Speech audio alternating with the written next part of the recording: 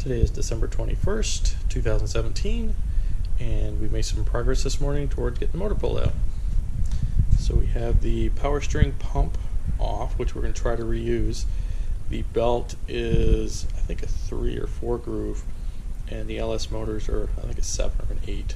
So we have to find a pulley that will adapt to that shaft, which they make a bunch of different sizes, so hopefully we can find something. AC compressor's off. Wanted to reuse that, but one of the bolts broke off that holds the high pressure line to the compressor, so I don't know if it'll be a big deal. We'll try to take that off and see. Got the sway bar off and the sway bar support, and got the strut tower support off. And then just lots of little tiny things, getting the lines unhooked for the AC. Also the coil pack, so that when we tilt the engine we don't damage that. I know somebody else might be able to use that in the future. So now it's to the back, and starting with the exhaust system, and pull that off all the way to the front. So it's after lunch on December 21st, and I'm getting ready to pull the motor and transmission out, and then I realized I haven't done a whole lot in the rear end to make sure what are my reference surfaces, what's square, what's level, what can I do when I cut this car in half.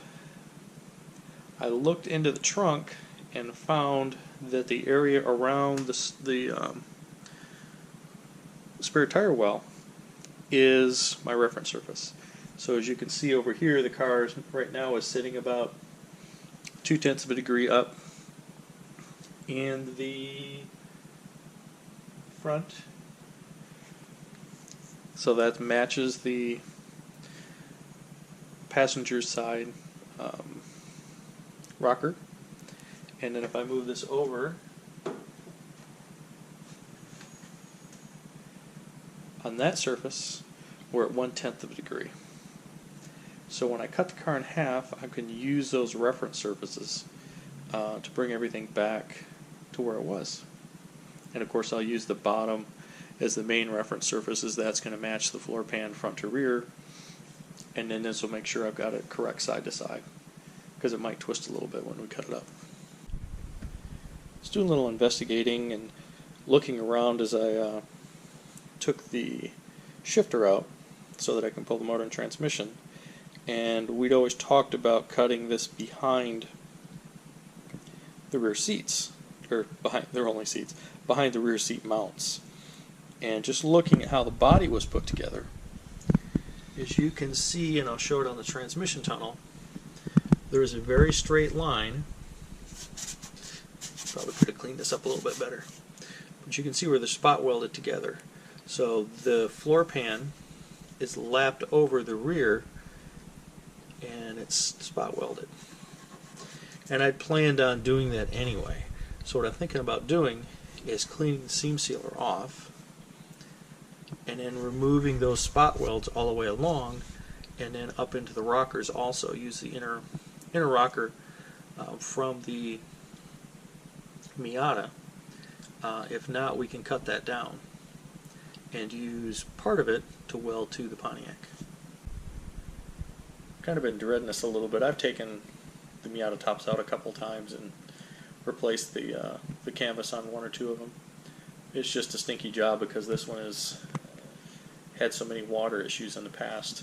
But I'm going to go ahead and have to remove the convertible top now, because I want to find a reference surface where I can mark the center line of the rear axle and hopefully mark it on the floor pan, so when we put it back in the Pontiac that I know where that is. Because I do, of course we're going to have to remove at least the quarter panels and possibly some of the inner wheel well. I'd like to use as much as possible and make it match up to the Pontiac, but we'll see what happens. Well, it took about a half an hour, but the convertible top is completely off. The frame is good, but I think the top needs to be replaced if anybody ever uses that frame. So the only damage because of the non-existent back window, or keeping it zipped up, all it was a broken zipper, was that plate, and that is the plate that you take off, you can get to the fuel pump. One of my more favorite things for doing maintenance on a Miata is changing the fuel pump, because it's very, very easy to do. Pull the cover back, pull the metal cover back, unhook some screws, unplug some wires, and pull the pump out. So it's usually about a half hour on long sides of the road if you need to do it.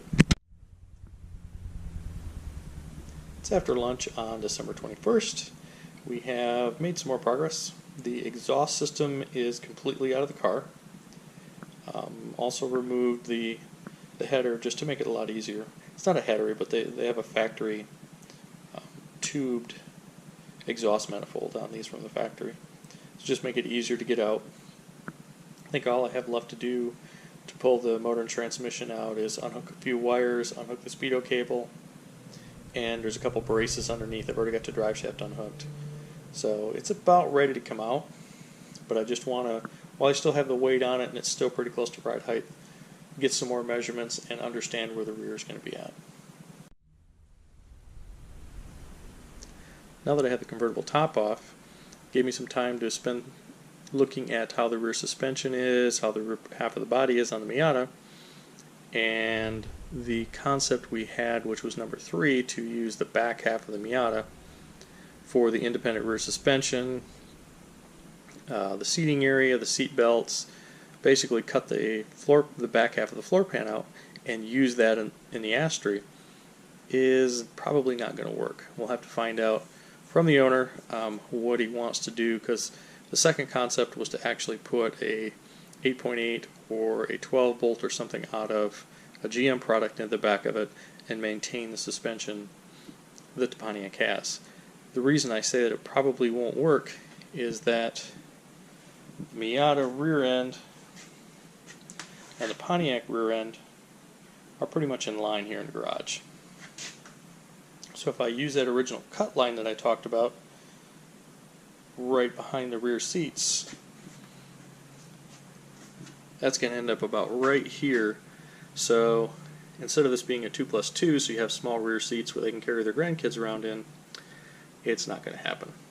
So I'll have to get with Mr. Bubba and do some ciphering and see which way he would like to go.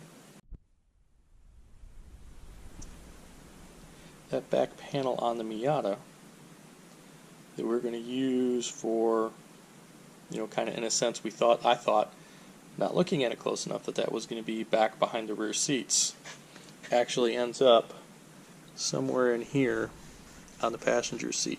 So it would give you a lot of seat room for the front passengers so they can move their seats around, but unfortunately it would eliminate the rear seats. So we will have more discussions and find out which way we're going to go. But for sure we're going to use the front set half.